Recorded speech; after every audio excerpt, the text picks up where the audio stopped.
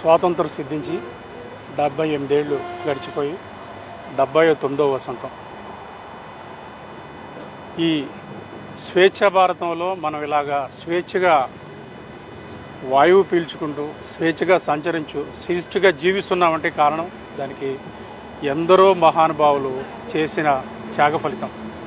స్వాతంత్రం సిద్ధించాక వెనుకబడి దేశంగా మిగిలిపోయిన భారతదేశం ఆ తర్వాత అభివృద్ధి చెందుతున్న దేశంగా అవతరించి ఇప్పుడు అభివృద్ధి చెందిన దేశంగా మనం ఆవిష్కరింపబడ్డాము.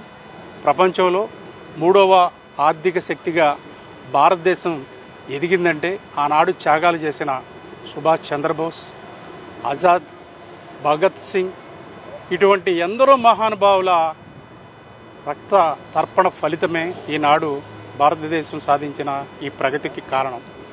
వారి ఆశయాలలో పయనిస్తూ వారి ఆలోచనల ఆలంబనగా మన ప్రీతమ నాయకులు శ్రీ పవన్ కళ్యాణ్ గారు జనసేన పార్టీని స్థాపించి అదే ఆశయాలతో ముందుకు వెళ్తున్నారు.